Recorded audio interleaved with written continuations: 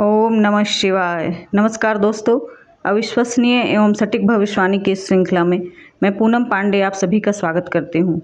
दोस्तों, हर बार की तरह आज मैं फिर आपके सामने हाजिर हूँ एक नई कुंडली और एक नई चर्चा के साथ। दोस्तों, आज की चर्चा का विषय है कि कुंडली को देखकर आयु का निर्धारण कैसे किया जाए, कैसे पता करें कि आपकी आयु कितनी होगी।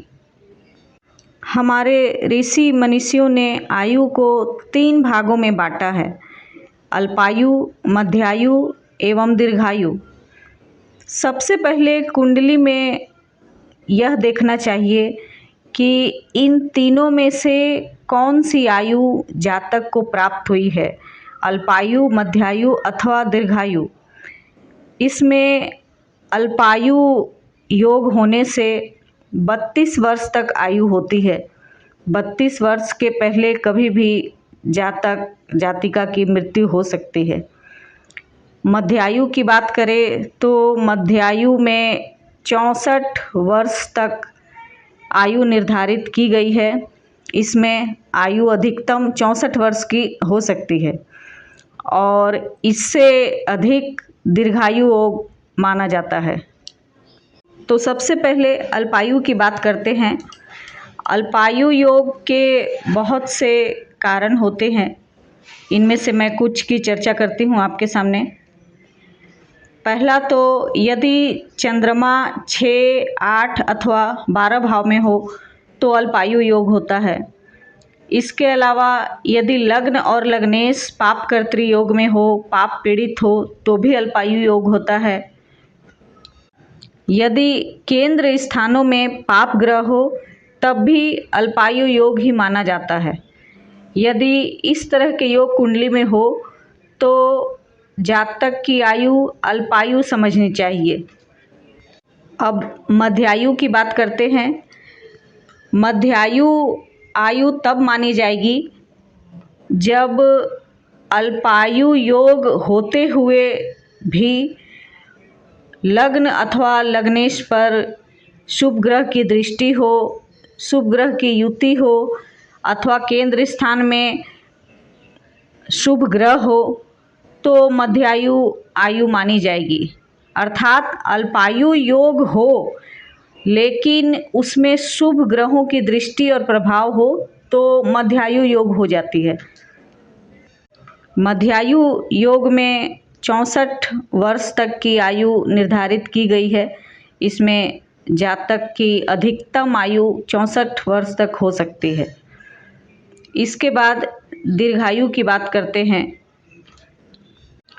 तो जब कुंडली में चंद्रमा शुभ स्थानों में हो, शुभ प्रभाव में हो तो दीर्घायु योग होता है।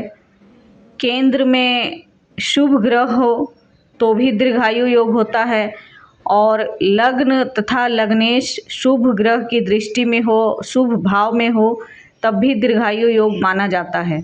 इसके अलावा अष्टम भाव में शनि हो तब भी जातक की आयु दीर्घायु मानी जाती है। तो सबसे पहले कुंडली में आप यह देखें कि आयु अल्पायु है, मध्यायु है अथवा दीर्घायु है। उसके बाद ही वास्तविक उम्र की आप निर्धारण कर सकते हैं।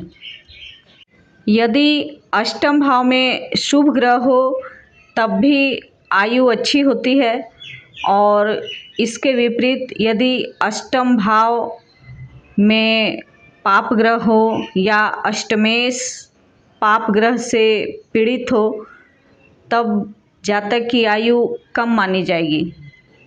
आपके स्क्रीन पर एक कुंडली दिखाई दे रही है। यह 58 वर्षीय एक महिला की कुंडली है जिनकी मृत्यु पिछले लगभग 1 वर्ष पहले हो चुकी है और यह कुंडली मुझे उनके बेटे के माध्यम से प्राप्त हुई है। दोस्तों, जब मैंने इस कुंडली को देखा तो मैंने यह अनुमान लगाया कि इन्होंने अपनी पूर्ण आयु भोग चुकी है। इनका अकाल मृत्यु नहीं हुआ है क्योंकि इनकी आयु ही इतनी थी।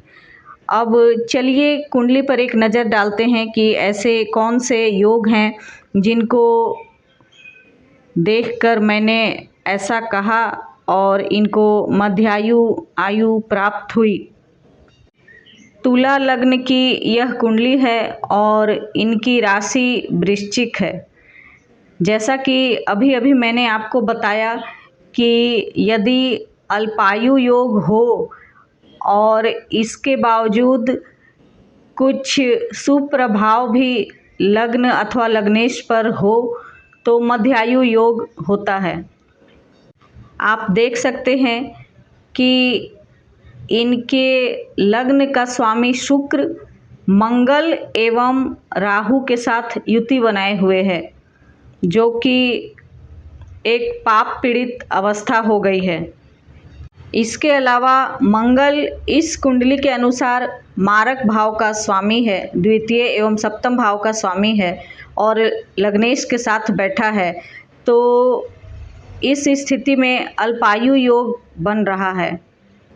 परंतु जैसा कि मैंने अभी अभी आपको बताया कि यदि अल्पायु योग होते हुए भी कुछ शुभ योग या दृष्टि हो तब मध्यायु आयु मानी जाती है। तो यहाँ शुभ दो तरह से योग बन रहा है। पहला तो जो आयु कारक ग्रह है जिसे शनि कहा जाता है, तो शनि इस कुंडली में स्वग्रही होकर पंचम भाव में बैठे हैं। यह एक अच्छी स्थिति है आयु के लिए। दूसरे इनके अष्टम भाव में शुभ ग्रह गुरु विराजमान हैं, तो अष्टम भाव यहाँ शुभ भाव शुभ प्रभाव में हुआ, इसलिए अल्पायु योग मध्यायु योग में परिवर्तित हो गया। इसके अलावा अष्टम भाव में गुरु का और एक फल प्राप्त होता है कि जिनके अष्टम भाव में शुभ ग्रह हों उनकी मृत्यु अपने जीवन साथी के मृत्यु से पहले होती है। अर्थात ये जिनकी कुंडली है, जिस महिला की, इनकी मृत्यु अपने पति के मृत्यु से पहले हुई है। पति इनके अभी बहुत स्वस्थ और अच्छे सलामत हैं। जिस तरह इनकी कुंडली में लग्नेश राहु तथा मंगल से पीड़ित है, बिल्कुल उसी तरह इनके मृत्यु के समय गोचर की स्थिति भी वैसी ही थी। गोचर में इनके मृत्यु के समय लग्नेश शुक्र राहु के साथ ही युति बनाए हुए थे और लग्नेश मंगल तथा सूर्य के बीच में पाप कर्तरी योग में भी विराजमान थे। तो इस तरह की गोचर की स्थिति बनी।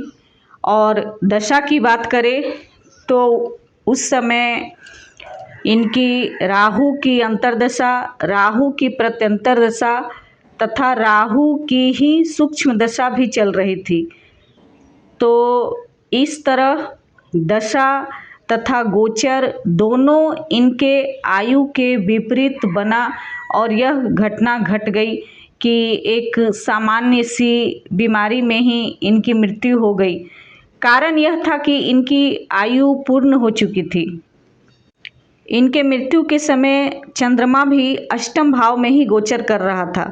ये सारी स्थितियाँ किसी रोगी के लिए अच्छा संकेत नहीं होता है। यदि कोई पहले से बीमार हो, लंबी बीमारी से ग्रसित हो और उस दौरान गोचर में अष्टम भाव में चंद्रमा पड़े तो स्थिति थोड़ा चिंताजनक हो जाती है। इसलिए पहले से कुंडली विचार और विश्लेषण करके पता कर लेना चाहिए कि हमारा मारक दशा अथवा आयु संकट का समय कब चलेगा, उस अनुसार उपाय किया जा सकता है। और जहाँ आयु संकट की बात होती है वहाँ महामृत्युंजय जाप ही एकमात्र मार्ग है। महामृत्युंजय मंत्र का जाप अवश्य करवा लेना चाहिए। इससे कम से कम अकाल मृत्यु की संभावना बिल्कुल नगण्य हो जाती है। तो दोस्तों, आज की चर्चा को मैं यहीं विराम देती हूँ। अगली वीडियो में आपसे फिर मुलाकात होगी एक नई चर्चा और एक नई कुंडली के साथ। यदि आपको मेरा वीडियो अच्छा लगा तो इसे लाइक करें, मेरे चैनल को सब्सक्राइब करें। कमेंट में आप अपनी राय बता सकते हैं कि आपको और किस तरह की जानकारियाँ चाहिए। यदि आपको भी व्यक्तिगत रूप से कुंडली विश्लेषण करवानी हो तो दिए गए नंबर पर संपर्क कर सकते हैं। तब तक के लिए मुझे आज्ञा दें। नमस्कार। जय महाकाल।